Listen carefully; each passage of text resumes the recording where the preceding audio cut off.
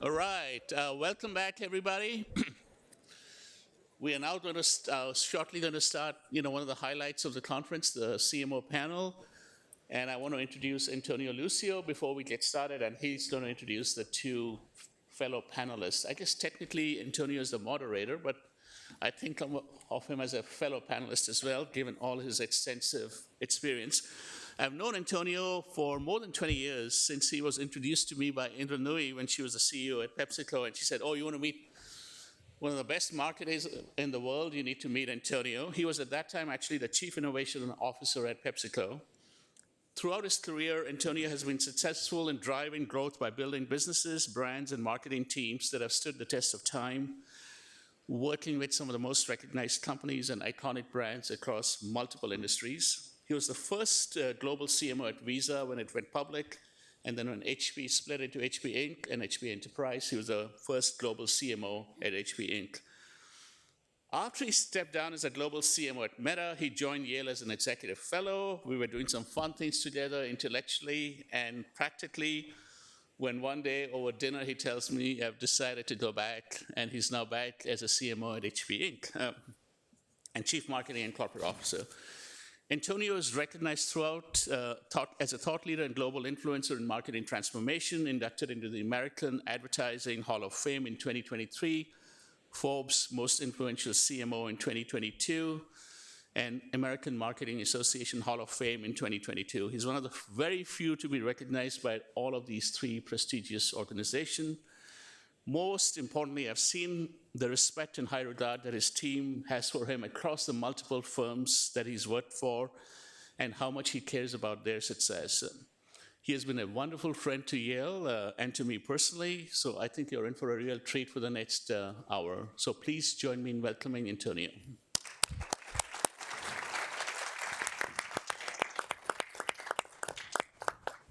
Hey, good morning. Oh my goodness. I came from San Francisco, people. Good morning. Thank you. Actually, my only call to fame is that I know Ravi Dar. So everything else, and that I'm the proud father of 5 daughters. Other than that, everything else is academic. You're in for a treat today. I have the privilege of sharing the stage with 2 of my favorite people in the marketing industry. I believe that the role of marketing is to build brands that stand the test of time. Normally, they're anchored in purpose. They play a meaningful role in people's lives. They connect emotionally. They behave with integrity, and they're always renovating themselves. I happen to feel the same way about CMOs that stand the test of time. They're anchored in purpose. They play a meaningful role in their companies and their industry. They connect both rationally and emotionally. They behave with integrity even when they fall. And they're always, always renovating themselves to deliver that particular purpose. So it is my pleasure to introduce you to Carla Hassan, the Chief Marketing Officer of JPMorgan Chase, and Marcel Marcondes, the Global Chief Marketing Officer of InBev.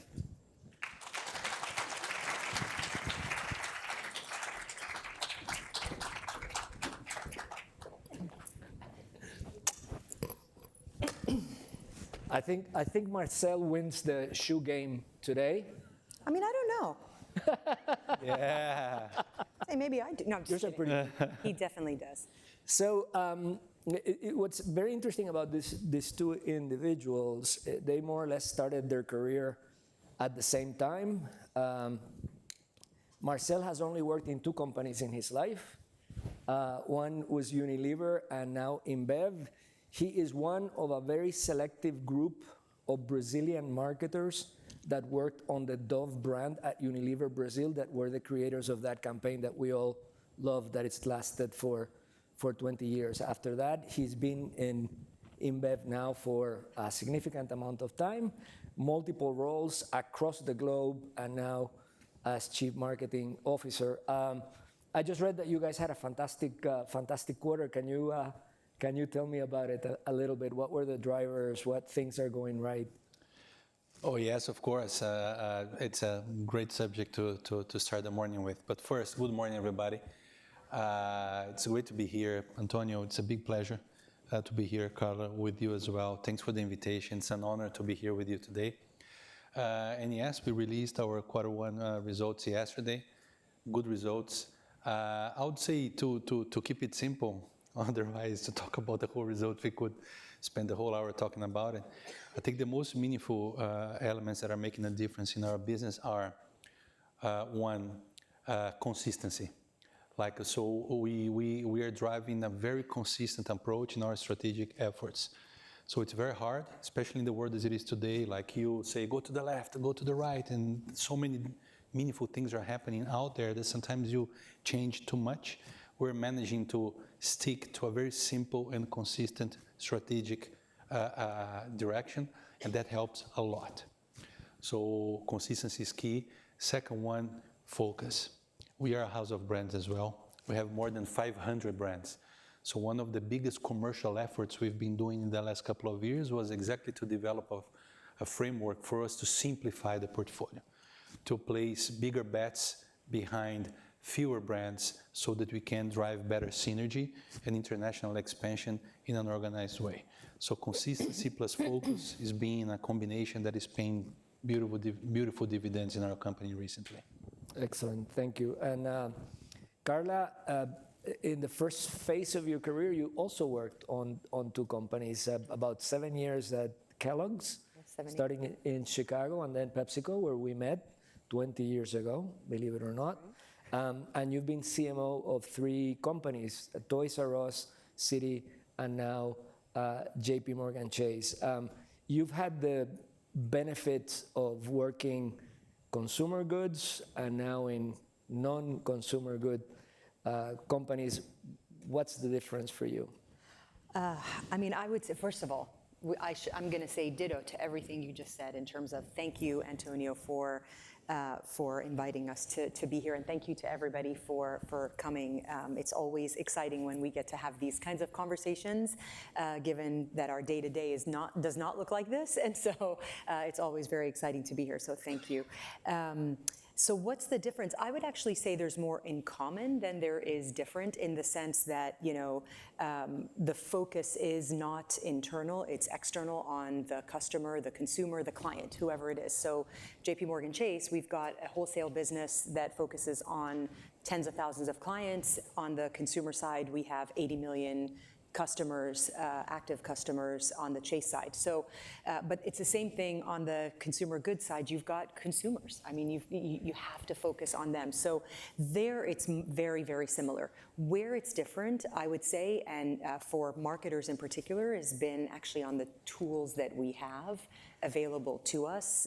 We have, like I said, 80 million customers. The first party data is incredible in our world, and the ability to actually think about the power of that data to engage our consumers, to grow our business, is something that I would have dreamed of in consumer packaged goods.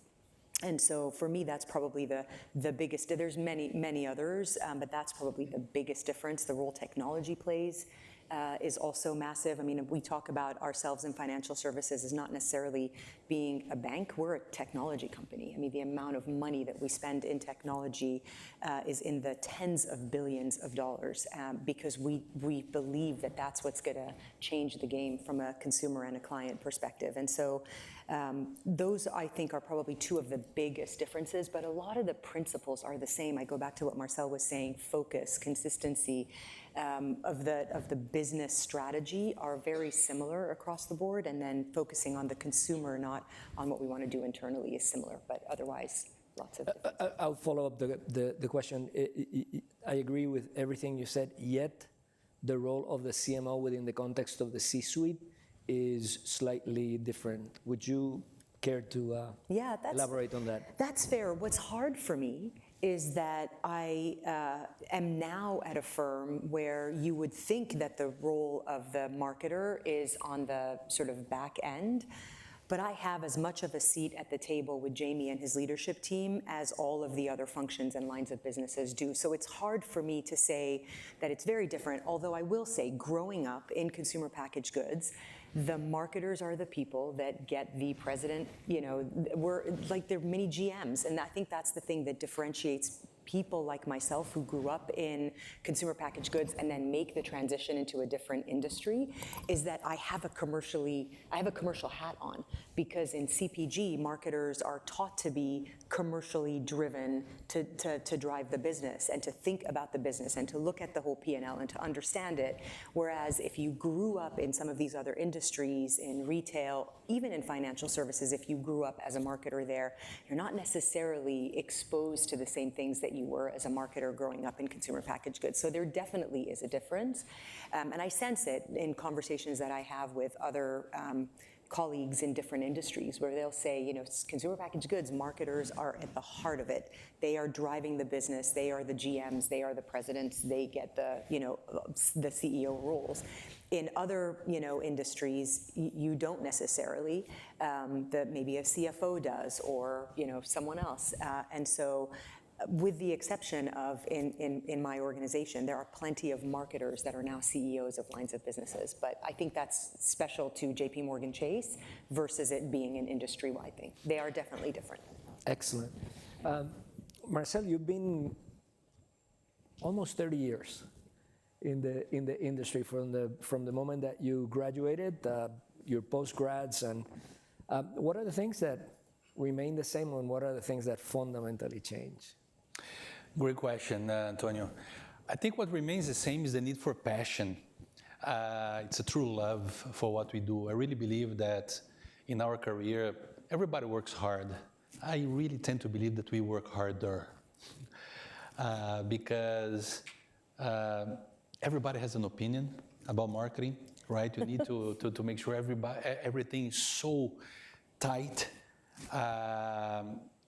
You need to bring people together because you're always very visible, right, on sharing visions and directions so that people can join you and move forward alongside in that same direction.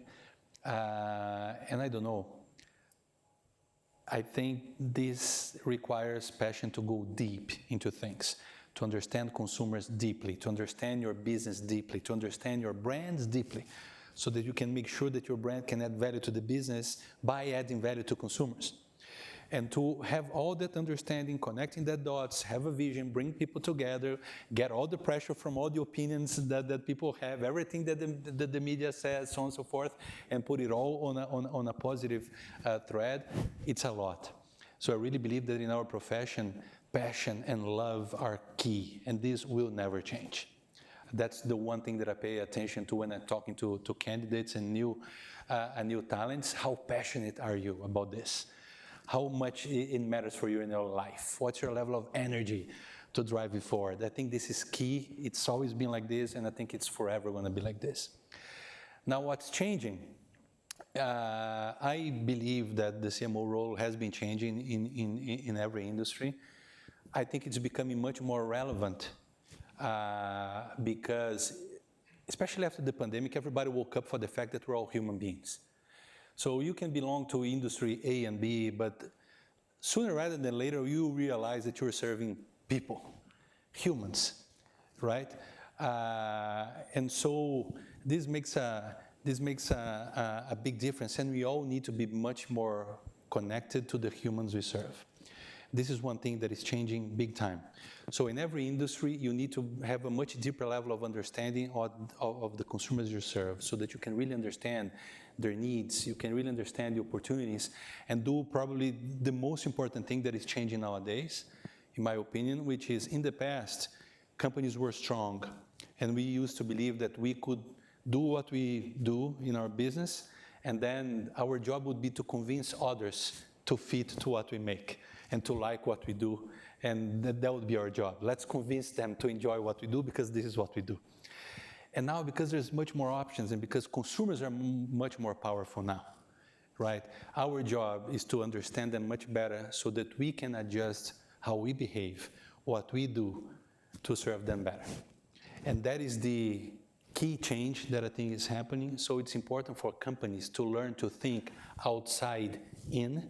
And this is why to have inside conferences is so important, because this is the number one thing that leaders, this part of the function, in my opinion, need to learn to do, instead of thinking inside out, as companies used to do in the past.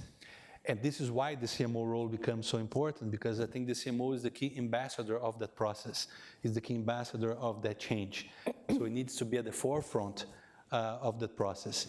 So I think this new reality makes CMOs more relevant, but with great power comes great responsibility as well. This brings extra pressure, this brings extra visibility, and also I think it brings extra need for financial and business acumen. Because we now more than ever need to make sure that the outcome of what we do is without a doubt added value and growth for the business. Otherwise, we go back to the shadows of the CMO in the past as well, which used to be the guys that like to do cool stuff and spend money. Yeah. Can I build on that? Because as you were talking, it's the place I went. It's so interesting. There are days when the entire day I feel like I'm a chief product officer, not a chief marketing officer. There are, days when for hours I'm having conversations with the CFOs about NPV and ROI analyses of all the of all the campaigns we want to do across the different lines of businesses. And you can't have those conversations at a shallow level. You can't just answer one question. I mean, you have to really go deep and deep and deep. And I just think that, to your point about the shift from a marketing perspective on only storytelling to storytelling and driving the business, I think is really, really important. It's something that I have dramatically seen the difference of in probably the last 5-6 years.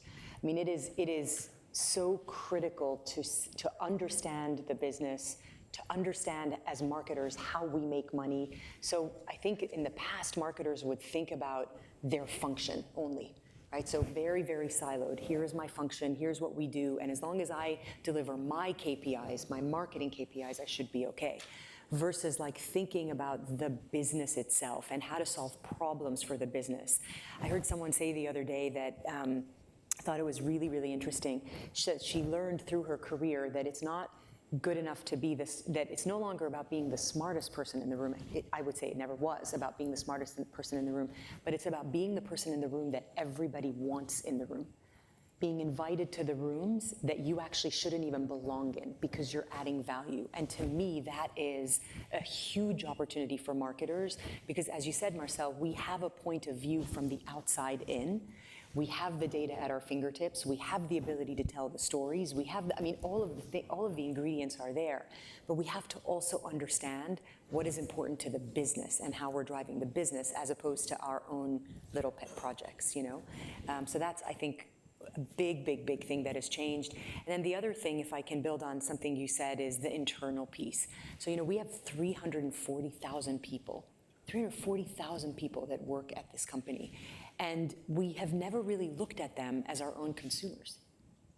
We've just, we only think of them as employees, but we don't think about them as advocates or as consumers themselves. And so we recently put a role in place, an internal CMO role that is dedicated to bringing our purpose to life internally, to thinking about how we market all of the things that we have, the products, the services that we have for our employees also internally. And that's a marketing-driven function, not necessarily a communications-driven function or something else. So it's really, and that role works very, very closely with tech and with HR, as you can imagine, but it's marketing that's at the forefront of thinking about how to drive loyalty with our internal consumers, which is also interesting. Yeah, it's very interesting when we approach the question of the things that remain the same and the things that have changed. We need to evolve to a situation where we go back to the whole concept that brands are there to build businesses that stand the test of times, and brands do not exist on their own. Number two, that the role of marketing is to grow the business as opposed to leveraging tools and capabilities. And the reason that I am sharing that is the thing that got me back into HP was not analysis, data, growth marketing. Gen AI pilots, we had 67 of them, is the fact that we had forgotten how to build a brand and how to link building a brand to the growth of the business. And this ridiculous debate, are we art or are we science? Do we have the right tools? Are we able to show the very specific returns on each and every one of the elements? All those things are important as long as we don't lose sight that we're there to grow the business, and brand is a driver for growth in the business. And it feels to me that even within Ravi, within the context of the conversations that we've had over the last couple of years, we've kind of gone from one place to the other to a point where, you know, if you don't have a balanced brain, you don't belong in this career. That's right. What do you think of that? If you don't have a Balanced brain, you don't belong in this career. Absolutely. To be able to balance all these different efforts and these different inputs. I love what you just said, Antonio, and congrats for coming back for the right reasons. Because that's the beauty of what we do, and that's the beauty of this industry, and that's the beauty of companies when they are successful. It's all about building iconic brands that survive the test of time, and because they drive growth. That's right. And that's the key thing that we all need to do. I would even add to what you said, actually, the ones who really own brands are consumers, because they're the ones saying yes or no, good or bad, right? And sometimes we see, even internally, people saying, now it's under my management. Now this is what I believe this brand should do, and this and that. And then we start to compromise consistency and all that. So balanced brain, your point, right? To understand what's going on, the outside-in context, your internal clients, but the external consumers, and your brands. Brand managers need to find creative solutions to solve business and consumer problems to drive growth through the brands. And balance in the world as it is today is key. But it all starts by having this very clear and basic notion of which are the basics of the business. Brands must drive growth, and they must be built for the long term. It's so interesting to me. We have these conversations all that. I could not agree with you guys more. I mean, as you know, it's fascinating to me when the debates happen about, when the debates happen about the and or the or. You know, is it heart? Is it science? Is it this or that? And my perspective is like nobody is, choosing brands on a day-to-day basis. Okay, you may decide to choose one thing or another in a given moment because of an offer. Okay, but at the end of something is 2 for $5 or whatever. But at the end of the day, when someone asks you why you have a brand in your life, whether it's the car you drive or whether it's frankly, like my favorite brand in the world is Bounty paper towels. Because it makes me like it is so consistent for me. It has the quality that I want. My husband once bought me Vivo. Is that a brand? Yeah. Vivo paper towels, and I was like, I'm sorry, what? I was like, you need to turn around and go back, because the brand to me, and it's not just the utility of the brand. Like I grew up with it. My mom used it before I used it. Like, and so there are these feelings that I don't outwardly think about, frankly. Like no one, but if you think about why you bring a brand into your life, it's generally not because they gave you a 0% balance transfer for 24 months. Right? It's generally not because you bought a 16-ounce can of Pepsi for whatever it was, 69 cents, or I don't know how much they are now. But it's not because of that, right? It's because of how something made you feel. And so that to me is what's really important when we're building these brands. What do we stand for? We just went through an exercise. I had been about 6 months into my role at JPMorgan Chase, and I was meeting all the operating committee members. And you have to remember, like, I am which one of these is not like the other, literally. I don't have a financial services background. I grew up in consumer packaged goods, went to retail, so I don't talk like any of them, don't look like any of them, in a good way, not in a bad way. But I was listening, it was coming out of COVID, and I was listening to every operating committee member telling me that they just weren't sure that the people, 40% of the people had been new in the last 3 years, and they weren't sure that those people really understood what the beauty of our company was. the culture, the essence, the purpose of our company. And so I very naively embarked on a project to uncover what the purpose was, because I started to say, so where is our purpose? Like, where are our values articulated as a company? And they weren't written down anywhere. And I knew that they were there, but they weren't written down anywhere. And so embarked on this entire journey, and which culminated in sharing it with Jamie Dimon, our CEO and chairman. And it was, knock on wood, it's been very, very, very successful. But not because I came up with something new, but because I was able to take, like, what is the essence of who we are as a brand, as a company? What is our culture? What are our values? And put them in a way that was very, very simple for people to understand, but just kind of replayed what they were already seeing. But the meaning that brought was actually, I was very surprised by how visceral the reaction of the organization was to it.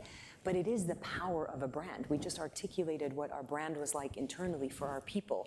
And to be able to do that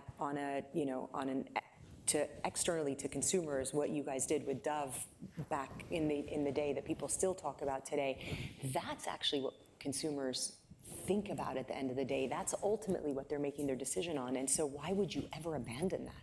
Why would you ever not pay attention to what you stand for and what your purpose is as a brand? The data, the analytics, the MarTech, all of that stuff are tools. Frankly, the advertising, the social media platforms, those are all tools to be able to bring your brand to life. But to abandon who your brand is, and I gave you an internal example. There's plenty of external examples, but that's so important. I guess you agree with that. Absolutely. You have how many employees do you guys have worldwide? Yeah, around 150,000. Huge companies. Yes. So in what way do you make them ambassadors? Well, it all starts with the purpose. I think I was enjoying what you said big time, because we've just been through that journey ourselves too in the last 1.5 years, and we revisited our purpose. In our case, by the way, I always like to talk about it. The purpose is we dream big to create a future with more cheers. I'm very passionate about it. And then, we do beer, right? We're a brewery. And then people usually say, but what do you mean by a future with more cheers? Like, is it all about making sure that people drink more? Like, no, come on. It's when we say it's a future with more cheers, it's a future with more reasons to celebrate, right? And then as a consequence, like, we happen to brew products that belong to those moments of celebration, right? But it's all about creating a future with more reasons to celebrate. I think it's very inspiring. It's very unifying. It helps a lot. It helps a lot for people to have a clarity on what they go to work for every day, what is the end game of what they're there to do. And I think it's absolutely important to make sure that every action that we take aligns back to the purpose. When you start having those conversations, making sure that everything you do connects back to the purpose, and what doesn't gets eliminated, then I think it's a meaningful step change on how you behave as an organization. And then take that to external brands. Right. Yeah. Take that literally to brands that, any one of our brands that works with, that operates in the outside world with consumers. It's the same thing. Yeah. It becomes that purpose, that mission, whatever you're articulating, becomes the sort of North Star barometer to say what is in and out, mostly what is out. Like, what do we choose not to do because this is our vision and our purpose as a brand? The interesting thing is, you came in, you started that process, you said naively. I don't think you were naive, you actually were very wise. You're saying that you just completed the process.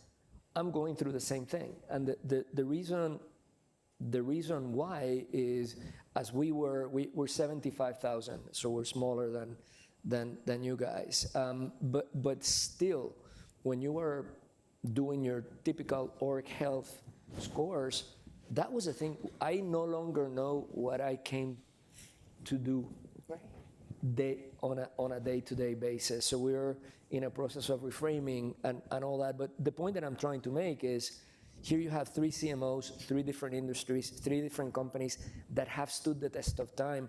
These are things that we need to pay attention to, that we cannot take for granted, that require very specific efforts to employees and every one of the stakeholders, Otherwise, you forget, there's changes in management and people get lost all over again. So that North Star needs to be fed, evolved, questioned consistently, or we end up where, That's right. where we all are. And it's really, I'm finding the same thing. It's dramatic once you begin to get the feedback and feed it back, what it does to our employees. Yeah. The need to come to work beyond making money, the fundamental needs that life matters and what you do within the context of work, which is where we spend most of the time, has to matter, is something that is, it is one of those universal truths that we tend to forget consistently. Yeah. Absolutely. Back to the point that I said in the beginning on the passion and true love for doing what we do, it all starts by knowing why. Yeah. Right? If you don't believe in the direction, the reason that is taking you to work every day, how can you become passionate about it? And it's hard because in every one of our businesses, whether 300 or 75, it's still a hell of a lot of people. And so, but they're at such varying levels of the organization. Like, so when you think about JPMorgan Chase, you've got people that are, customer service representatives in a different country, all the way to, bankers that are making a lot of money. And so you span the gamut of all of those people, and how do you find something that unifies all of them in a way that is meaningful to you individually? That's the part that's like the hardest. And so you can imagine when I presented it, it was like a year and a half old, and I stood on, Jamie, our CEO, has a senior leadership offsite every year, 200, 300 of the sort of top people around the world who come to this thing. And I got on the stage, and 3/4 of the people I didn't know in the room, and I told them that our purpose was to make dreams possible for everyone, everywhere, every day. Now, if you had told anybody in that room that someone was going to stand up and talk about making dreams possible, they would have been like, get the hell out. Like, roll their eyes. Roll their eyes, da, da, da. And so back to the how do you do it and how do you think about who your audience is, that's where the data came in. We did use a ton of data. We interviewed a ton of people in the company. We had a lot of our own data. We had a lot of external data, all the EOS, the employee surveys. And so we shared the story with them in a way that would be acceptable to them, but then also pulled some of them into it, right? The idea that, like, look, if you are a banker and you're working with, people who have who started a company and you see their blood, sweat, and tears, and ultimately you help them IPO their company, it is as much emotional for you as it is for them. It is as much your dream as it is their dream. If you're an immigrant, who is trying to send your child to university for the first time and you're saving money, and this company Chase allows you to learn how to save money and gives you the tools that you need, that is making your dreams, your family's dreams possible. And so when you put it in that context to them, then they can start to see themselves in it, which I think is also really important. And again, exactly the same principle applies to when we're talking about how we manage the brands externally too. But what you just said is, going back to where we started, the things that remain as universal truth versus the things that changed. What you just narrated is the process that I'm in right now, which is the company, the people, the employees, the customers still require that bigger than life aspiration, yes, which is highly emotional. The way in which you sell it into the organization is through very strict, that's right, quantitative methodology. That's right. So I'm having we had employee research, we had customers at the 3 different levels of our target in 10 different geographies. We had internal constituents, external constituents. The moment that you then go, whether they're bankers or engineers or consumer goods specialists, and you present that data that says, this wonderful poetry, whether it is the cheers or the dreams, actually makes business sense, and I have the numbers to prove it, that becomes incredibly, it becomes an incredibly powerful story. The other thing that you love football as much as I do, and Real Madrid passed on to the Champions League final. I had the opportunity to meet with the coach with Ancelotti, and it was a very interesting conversation. He says, how do you manage all these people and all this type of stuff?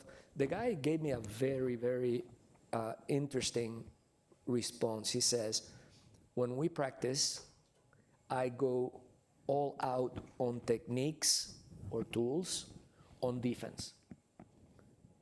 They hate me for it because I am incredibly disciplined. We move 5 people here, 5 people there, up front, whatever, and you have no level of freedom to actually deliver on that. When we go offensive, when the ball goes midfield up, is 100% creativity. And I allow those people for the big games because they're the ones that are going to score the goals. But they're not going to be able to score the goals until you have that base of fundamentals, that base of tools, that base of analytic rigor, so that then you can amplify all the beautiful things that all those big ideas that both of you are famous for in the field of play. I found that analogy to be a beautiful thing. It's actually a great analogy. I might steal it. Huh? I might steal it. I'll use it. I mean, by all means, Carleto Ancelotti. I love that, Antonio. Can you facilitate a moment for us to have a chat with him? I wanted to talk to him so badly for many reasons.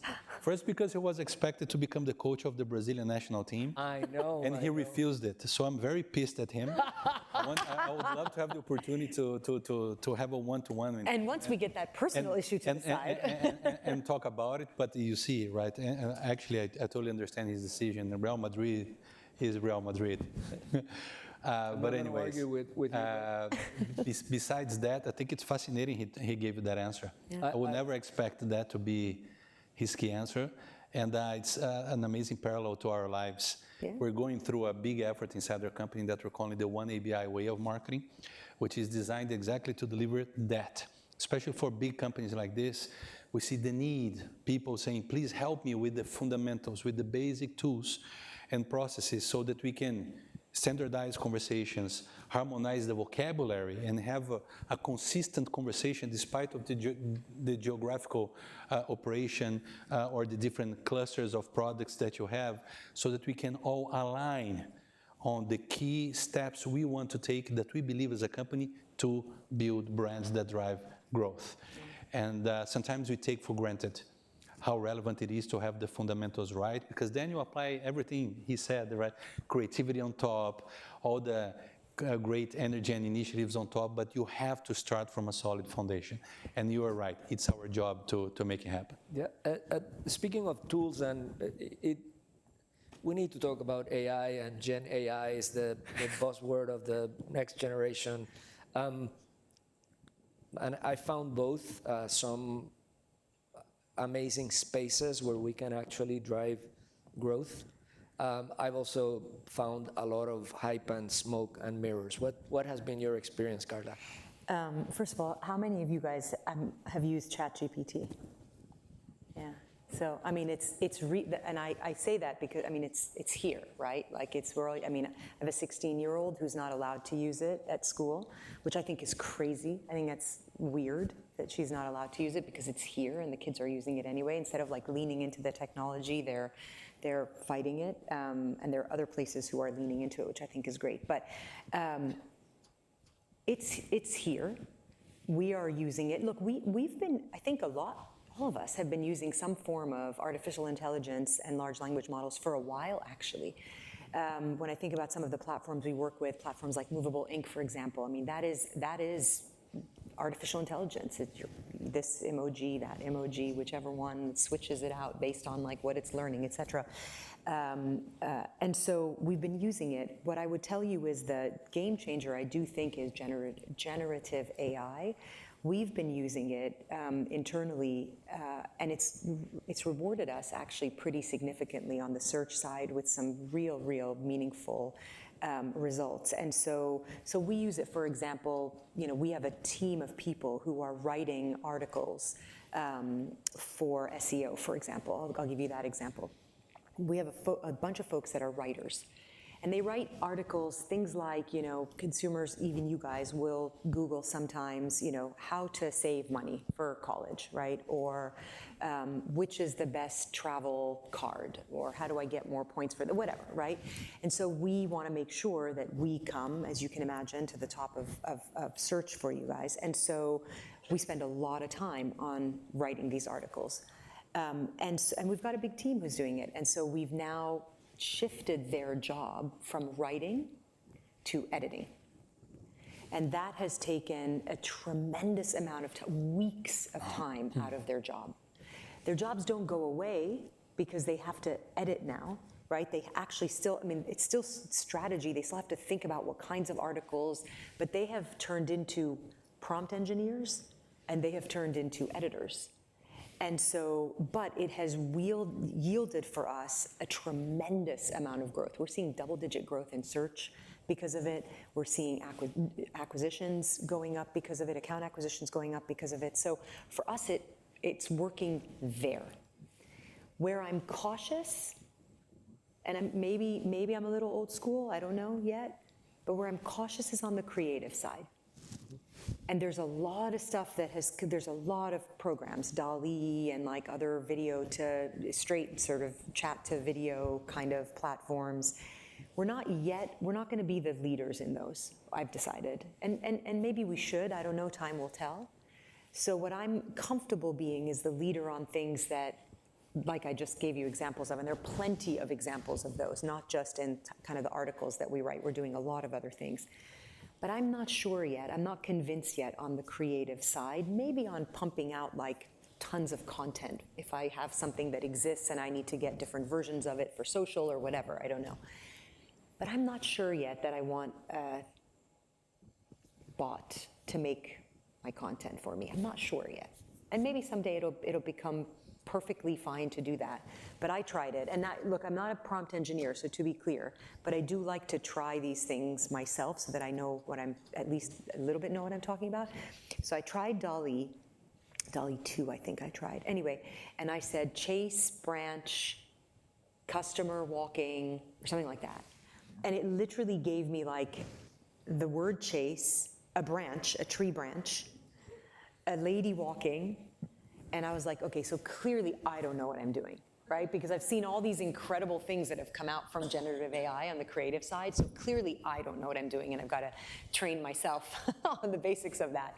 But I'm not convinced yet that it's the right thing, but I do think that it is here, and we are using it, and it is showing results for us in many, many places. I'll give you one other example. We have a lot of events that we do on the JPMorgan side, and there are people like this who come up and talk.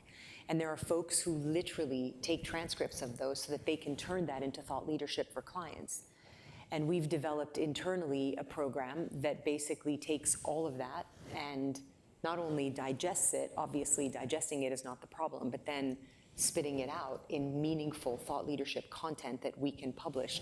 Usually would take us 7 days, is now taking us 24 hours to get it out on social or out in email to our clients or prospective clients. So it's working. There are things that work really well. I'm just not 100% convinced on the creative side. Great. And you? I'll try to talk about what I like, what I don't like, and what I think we should do about it when I reflect about it. So what I like about AI is I see AI as an opportunity for us to get help to do our jobs better, meaning spending our time going deeper into things, because the AI can help us getting some things that we usually spend a lot of time to done faster, so that we can spend our time on going deeper into things. So in that spirit, I really believe that AI can help us a lot to do our jobs better. Having said that, what I don't like is the buzz, is this excess of pressure about AI that makes companies feel like I have to do something about it. Right, and we did a trip, being very honest, to Silicon Valley. We went to visit all these companies. It was very interesting because the basic thing you have to do when there's a new technology going on is exactly to learn and understand more about it. But at the same time, I have to say I felt bad because I saw companies lining up at the receptions of those offices getting the badges on, and then next group. I felt like I was going to a zoo, right? Look, a giraffe and a lion. And it's like, it shouldn't be like this. Yeah. Yep. Right? And then in some of the meetings, people saying like, I'm getting a lot of pressure because I need to do something with AI. Can you help me? Can you tell me what you can do for me? Like, it's totally the opposite, right? I come from a world where companies need to add value to you, not you said, hey, company, I've been told I have to use you. Can you please let me know what you can do? Like, this is wrong. So we need, back to your point on the balanced brain, we need to be able to filter the excesses. Right, so I think it's a very important thing, because otherwise we go with the flow, and today is Gen AI, tomorrow is going to be something, and then we disrupt the whole thing and start making bad decisions. This is why the last point is, therefore, what I think we should do. I wouldn't talk to any company or anyone related to Gen AI before having a clear hypothesis on how Gen AI can help us do our jobs better.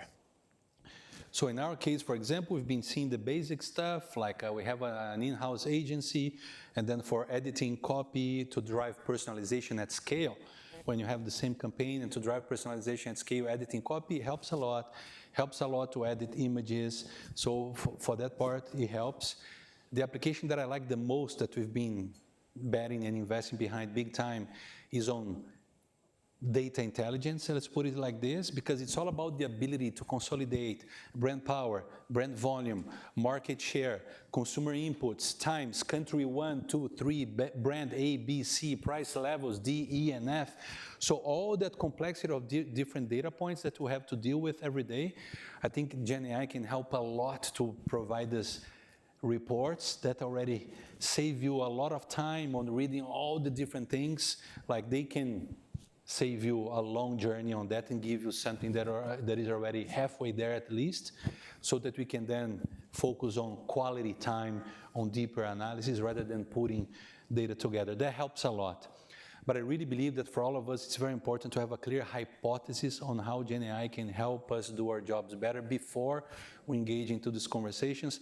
Otherwise, I think we would be back to that feeling of being in a zoo without, and that should not be the case. And it's the same with everything, right? Like, that principle is I think a principle just for business in general, right? It's the idea that, like, what are you chasing? And some of the, like, why do you keep chasing it? And so I do think it starts with, what is your objective? What do you want to do? Like, for me, on the example that I gave on the right, like, I had a very, very specific objective, to your point, of driving efficiency in the way that we work, so that we can focus on the other things that are more value added for us to build a brand that helps drive growth for the company. And so I think you're right, and that is I would say a great takeaway from this conversation is exactly that, is that don't just chase it.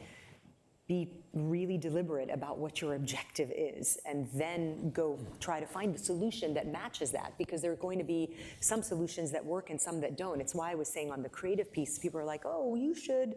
Our head of sort of AI and data and technology has this conversation with me all the time.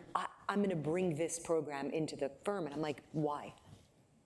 There's no reason to do that yet, because we are the application for that in marketing, and I don't need it. It's not fulfilling an objective yet. Yeah. Someday when I have that objective, we'll bring it in. So I'm okay not being the lead on all this stuff.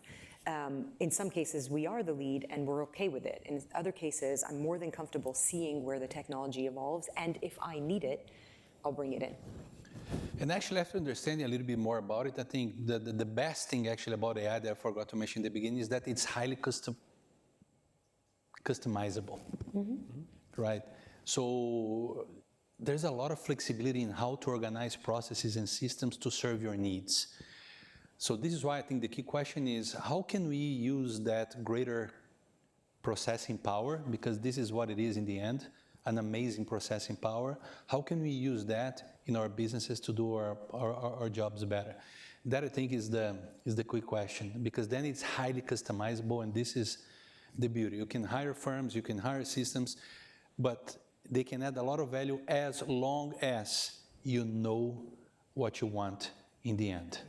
Antonio, what about you? You said there were what, 67? 67 pilots. Examples, like- But they were, again, typical. It's easy to do pilots, to actually select the pilots and to do things at scale. The point that I was going to make, that you guys, it's also, I think, as leaders, we have a responsibility to create the use cases so that people feel comfortable leveraging the tools without the existing fear of it. And I'll give you one number.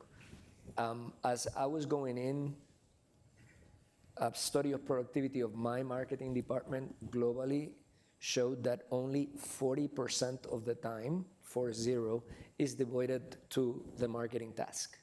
60% globally, 60% of the task, 60% of the time is devoted to other stuff, administrative stuff, process stuff, selection of multiple creatives for customization stuff.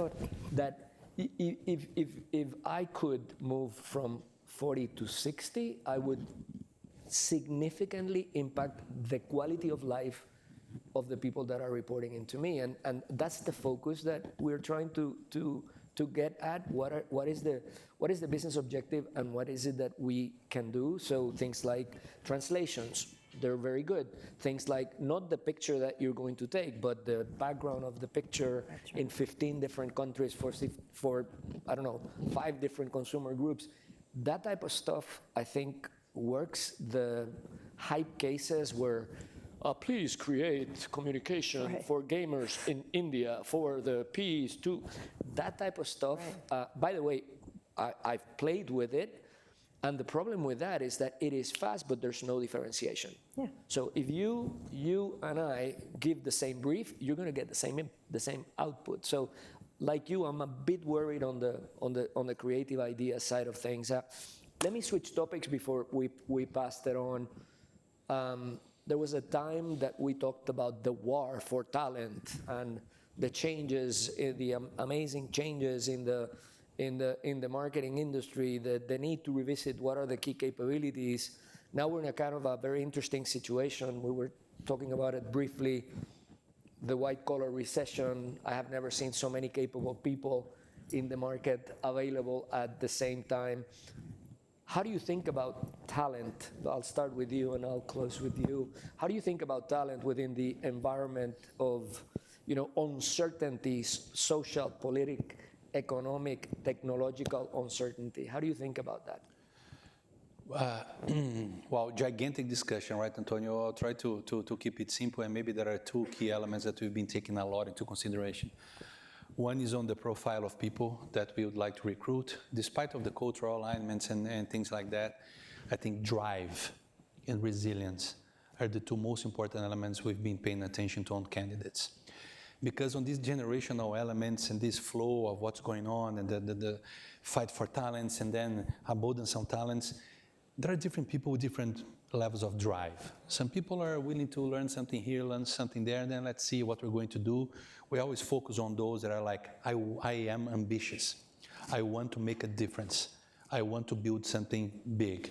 I have high standards in my life. I'm looking for a place that will allow me to build something big and meaningful.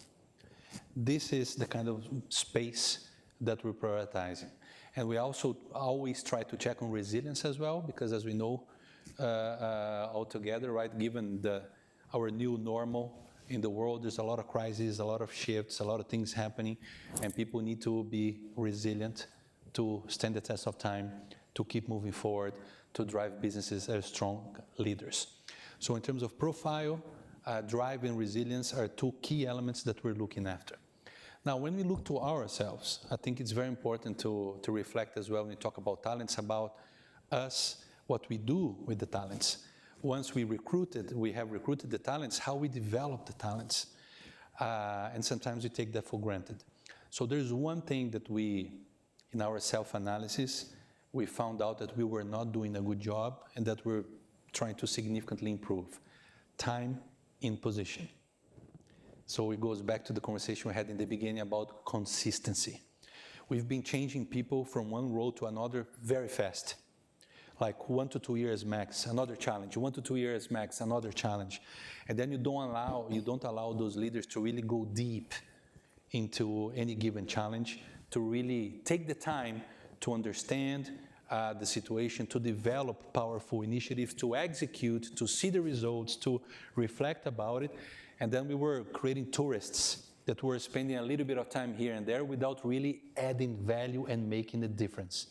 So internally, that's the one thing that we're doing when we think about talents, is to change our policies and our systems to incentivize consistency and real added value in the jobs, instead of going like crazy throughout functions in short periods of time. Excellent. That's a great answer. Talent, it's probably I would say for me, probably the single most important thing I think about. Because I agree, Marcel, with what you're saying. We need resilient people. The world is changing so fast. We need folks that absolutely are unafraid of ambiguity, right? And to say, okay, you know what, we are going to pivot. This is important now. And for people to be able to deal with that, I think is table stakes. So the resiliency piece is table stakes. I think even for me, I always say passion over pedigree any day. This idea that like, you know, you want to be there, table stakes. So for me, the smarts, the skills, all of that is table stakes. What I'm looking for more than anything else are the softer skills, frankly, because I think what coming out of COVID taught us is that the words that were so, like back in the day, the words like empathy and kindness and humanity, those words where like if you had those inherently as a leader, you were perceived as being softer than others and not as successful and whatever, how many of you guys have been told you were too nice or whatever.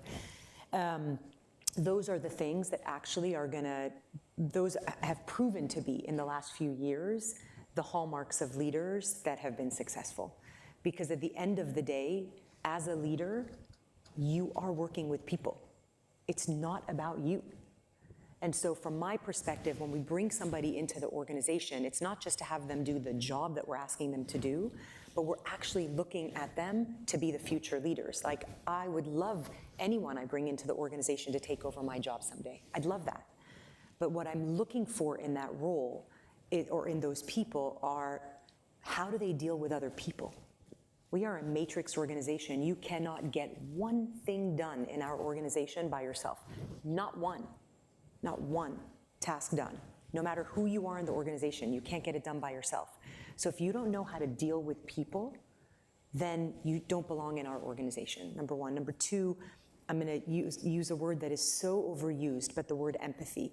I want empathic leaders. I want people who are okay with people who are different than them, and even more importantly than that, who see that as a benefit, who actually are curious that there's somebody sitting in the room that is different from them, whether in background, in race, in function, whatever it is, and are curious about it, and actually want to know how they can work together and help each other. So to me, that is really important. So I always err on table stakes. We're not gonna hire anybody that doesn't want the job, that can't do the job, that's not competent, that's not really great. But to me, the ability to work with people, the ability to see an organization that's this big and make it feel this little, to know how to get the best out of people is extremely, extremely important. Because I think if you can't do that with the people you work with, you're never gonna be curious enough about your consumer to do that. Like, you have to have this level of empathy and curiosity about not just the people you work with, but your consumer, and your client, if you're on the wholesale side of the business. So for me, those are really, really, really important. Excellent. So, Ravi, Can I ask you about your point of view on that, Antonio? I think it's important as well. I agree with you guys. I think when you're in tech and you're trying to sell the value of marketing, which is a hard job in itself, you need to have people that are bicultural and bilingual, meaning they understand the language of business.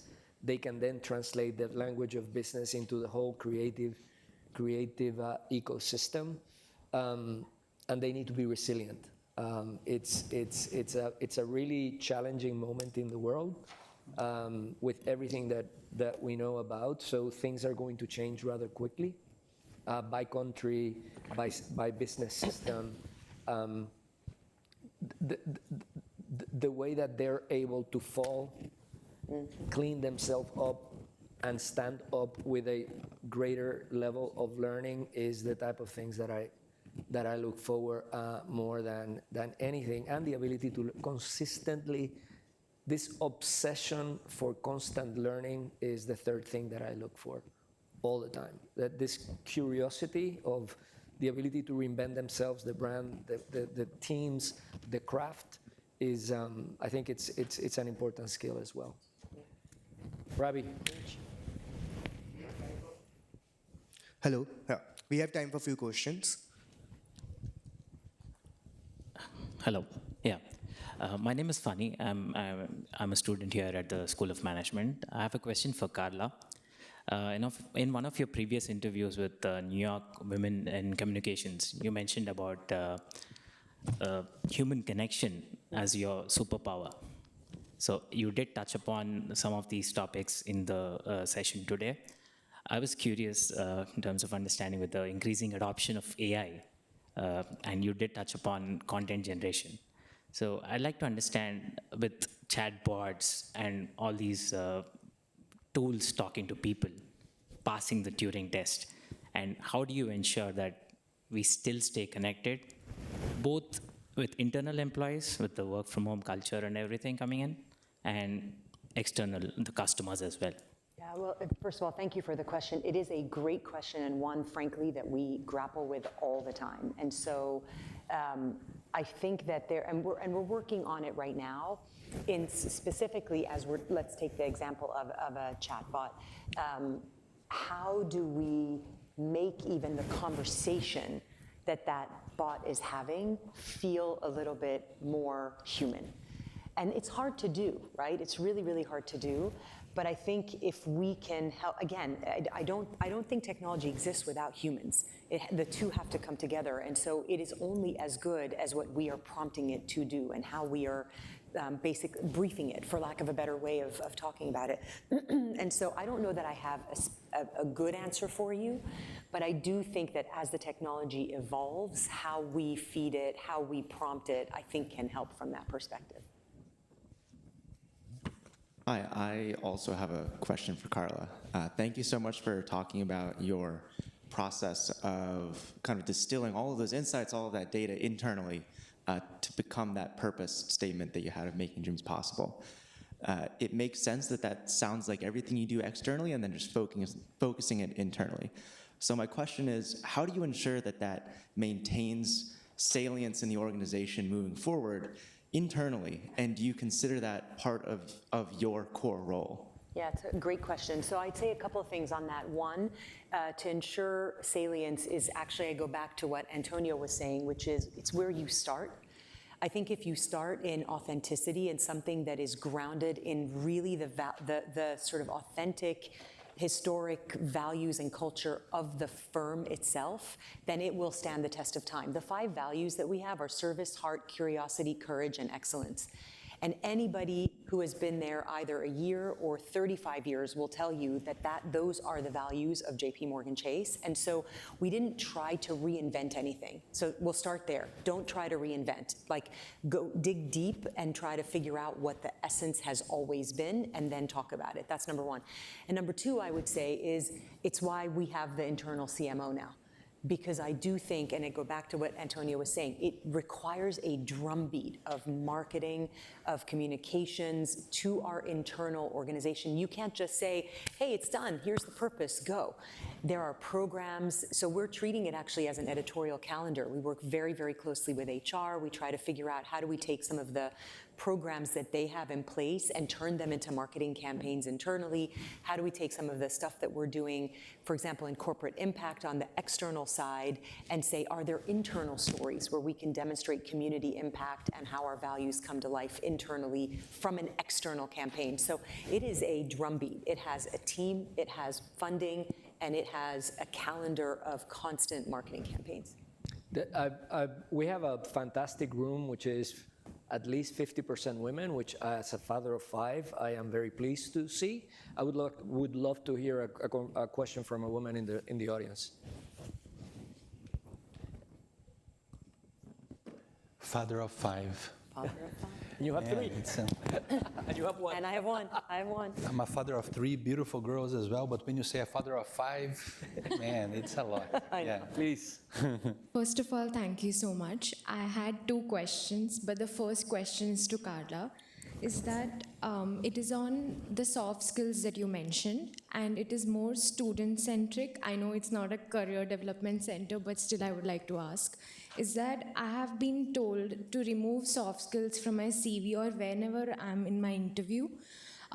So when I heard it from you that you do focus on that, it touched me. And second, my question is that if higher authority or leaders like you are focusing on that, then how, as we students, should portray our skills out there? That's a very, very, very good question. Look, Antonio has known me for a really long time, so he's heard many people tell me I'm too nice sometimes, and he's always been actually my champion of just stay true to who you are.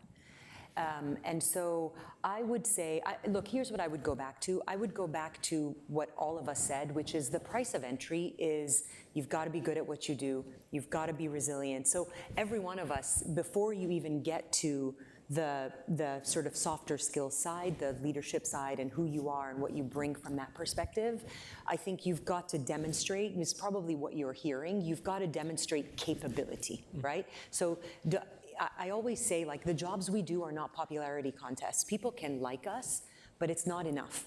We actually have to deliver. So we're in the roles we're in because we deliver. And I suspect that's what you're hearing a little bit. Make sure you focus on like what you can do, what your skill set is. Once you do that, then talking about yourself and what you bring to the table, I personally think is really, really important. I mean, frankly, I would say resilience actually is one of those softer skills we're talking about here. Like the ability to demonstrate that, you know, no matter what came at you, that you were able to overcome it. That is a softer skill. That's not a like, you know, no, I've worked in this field, and this field, and this field. And so I think when people hear softer skills, they immediately think of, oh, you're nice. That's actually not what I'm talking about. It's literally what leadership do you bring, what makes you different that you can bring to the table. And I think you should, my advice, you should absolutely talk about that if you think you have a superpower in that world. If I could take a shot there, I would say I believe 100% that one of the most important things that every company in the world needs now is people that know how to deal with humans. Humanity is the most important thing in life. Like if someone hasn't got the point yet after the pandemic, something is very wrong. Mm-hmm. So companies are made of people, and companies succeed when they do well in connecting with other people and other humans they serve, period. Right. This is the key existential law of anything.